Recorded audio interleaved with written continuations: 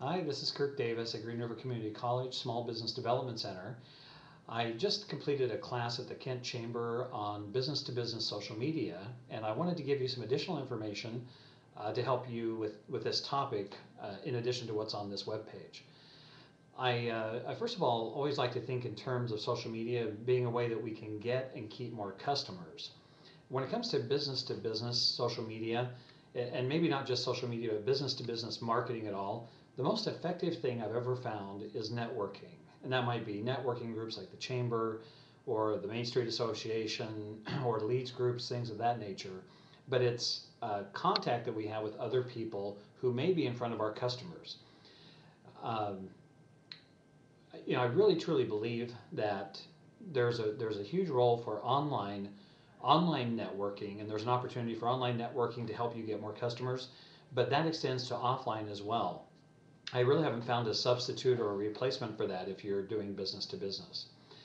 So one of the questions is, why, a lot of times businesses aren't easy to find on social media and they're not readily available. So I'm going to share with you some things that I think would be useful, that I found to be useful with my clients.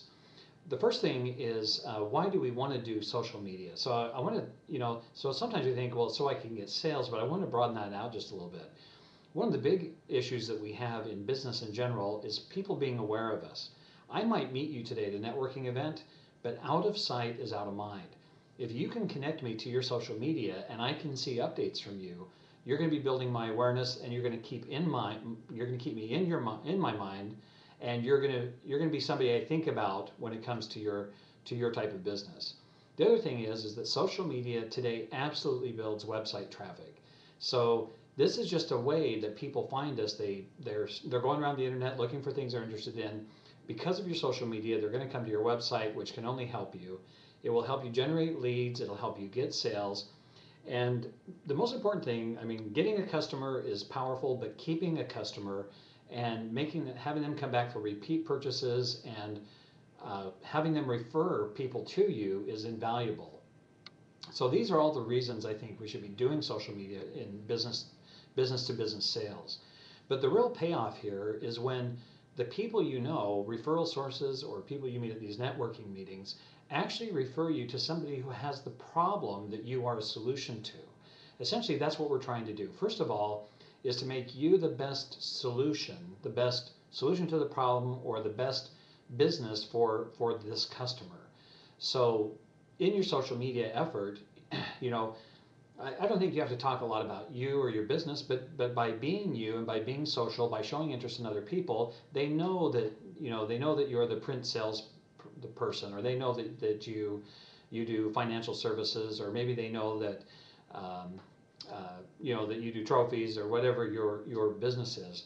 So a lot of times people get to know you, but it's having that connection that makes a difference, and connecting you with people who are interested or have the problem that you can solve. And that's where we get customers, and I think we're all in a process of becoming increasingly a better choice for our customers and for those who refer us. Now, networking is absolutely the best way to get in front of people. So I want to share, this is on the web page, but I want to share three ways that three websites that are helpful in helping you get into face-to-face events. And my recommendation is, if you're really looking for customers, is to attend at least one networking event a week. One networking event a week will keep you in front of new people. I know there's leads groups like BNI and others like that where you're meeting with the same people every week. Those are strong, those are good, they work really well for some types of businesses, but I think sometimes meeting with new people in new groups really helps build you through something called weak links. But biznic.com is my number one recommendation for business to business. This is a community of people who are business owners who are just like you. They're out there trying to connect with the people who they are a solution for, and they want to connect, they want to network, they want to collaborate. It's an awesome website. I've worked with it quite a bit. I love it. Biznic.com has an events tab where you can see the events that are coming up in your area every week, and they're tremendous people. And again, they are people out there who are out there meeting with people who you can be a solution for. I don't know that you'll get any business from Biznic. I don't know if the people who you're going to meet at these events are going to become your customers, but chances are they are meeting with people who are your customers, and if you're top of mind, if they like you, if they trust you, they're going to recommend you and your services. One of the things I talk about is the fact that you actually need 5 referral sources. I mean, every business to business person needs at least 5 referral sources who are sending 1 or 2 or more deals a month. These are active referral sources, and they're out there. You can find them on biznic.com. Meetup.com is the other one. It's awesome.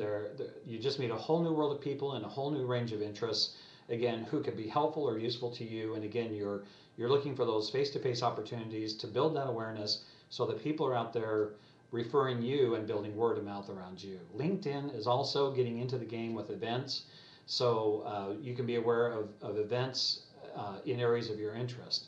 So biznic.com, meetup.com, linkedin.com are really good places to get that networking going. Now, the next thing I want to talk about for business-to-business social media is actually email. Of course, we want to get a customer, but more importantly, we want to keep a customer. And that means we have to have ongoing communication. There isn't a better way than email marketing or email programs. I use and I recommend Constant Contact, and you'll see that on this page. But I truly believe that email smashes social media when it comes to staying in touch and having a customer touch and communication.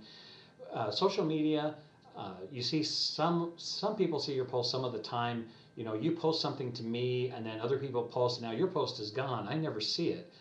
And email is different because it stays in the inbox, and even if I don't open it, sometimes my preview page is open and so I see the preview, or I at least see your name and the subject, which builds that awareness. So email has a lot of advantages. And in the class this morning, several people commented. I had mentioned that the average open rate is right around 22 or 24% for most emails. And they like that because that's what they're seeing in their open rate. And you know, people don't necessarily have to open your email to get some benefit out of it. So some people open it, some people won't, but it's a way of building, again, that connection and that communication to let people know what's happening with you and to share good and useful information. But I really like Constant Contact for a lot of different reasons.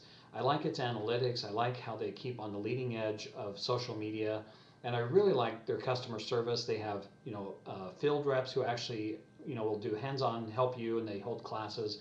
But their customer service is awesome.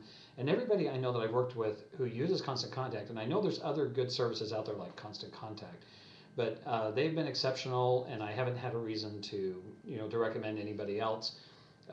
But again, there are others out there that you can research for yourself. But Constant Contact is very low cost, and the cost goes up as your contact lists grow or as your activity level grows. But it's always affordable because it seems to pay for itself really easily. So one of the things I recommend, and you'll see this on some of the other social media tabs that I've got on this website, but is really listening to social media. For business-to-business people, it's really important that we keep an eye on our competition to see if there's anything they're doing that we're not doing, because we need to stay up with and ahead of our competition. We need to really stay in tune with what customers are saying. So I have a whole section on, I think it's under social media concepts, about how to build a listening station. And I highly recommend connecting with other thought leaders in your field so that, again, your mind is filled with the leading information so that you're staying at the curve and ahead of the curve on the very best practices for your industry, and that kind of information becomes helpful and useful and empowering to those you associate with. The other thing I recommend is just getting active on social media. Even if, let's just say you can't think of anything brilliant to post and you don't know what to write on social media, the very best thing you can do, and we talked about this today in our group, is commenting on other people's posts. So one of the things I recommended for professionals, business-to-business contacts, is sometimes you don't want people on your personal Facebook page or your family, friends, and all the fun, goofy stuff you do.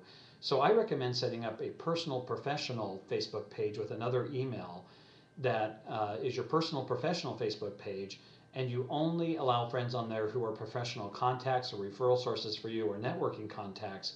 And then you can have professional conversations, you can share professional information, and you can comment on their stuff that's relevant to you and to your industry. But having a personal, professional Facebook page is very interactive, and can really help you with, oh my heck, I got a phone call. And it can really help you with connecting with people. And I'd say it's better just to have a few people who are meaningful, that mean a lot to you, rather than having hundreds of people who you don't even know who they are, or who don't really care about you or what you're doing. But having your personal professional Facebook page, a Twitter account, LinkedIn account, and any other relevant social media to you, being active, commenting on other people's stuff can really be beneficial. I recommend blogging. So you'll see that I recommend blogger.com and wordpress.com. If you're not doing a more complicated blogging platform on your website, but at least blogger.com and wordpress.com to help you get the word out there. The statistics are showing that people are getting 5 times the web traffic, 5 times the leads from blogging at least once a day. So I really highly recommend blogging. I call it your 24/7 salesperson. If I meet you at a networking event, I just get to know a little bit about you. But by blogging, you are giving me more information that will help me make a decision to do business with you. It's fantastic. It works when you're asleep. It works when you're taking vacation. Blogs are very, very powerful, and I highly recommend that. The last thing here is taking the cold out of cold calling. I know in business-to-business sales, we end up doing a lot of cold calling, but there is a better way. And I recommend the book here, and you'll see it on this page, Take the Cold Out of Cold Calling by Sam Richter. It's a fantastic book, and he shares with you how to find information about companies and people on the internet that goes a little further than just Googling it. But I was working at Bank of America, and we had a commercial banker who came and shared with us his strategy for meeting people, and what it was researching, finding out about them, sending them a letter and saying, I took some time to get to know you, and he had the highest conversion rate of customers coming from other banks to his bank because he took the time to get to know them first. And I highly recommend this. I left a link here for you. It's takethecold.com, and it will guide you in some fantastic strategies for getting to know people. And now, instead of cold calling, which is the most ineffective way to use your time, you can target the kind of customers you want, get to know people within the organization using LinkedIn and Facebook and other tools. You can get to know them, do research on them, and when you talk to them, it's not a cold call. You're showing interest in them and you understand them. You've taken the time to get to know them. It builds relationships very quickly, and that's kind of the whole secret here. Is social media and everything that we've just talked about is all about building trust. It's you being who you are, being authentic, and creating a feeling of familiarity. And once they get to know you, they like you, they trust you, they recommend you to their friends.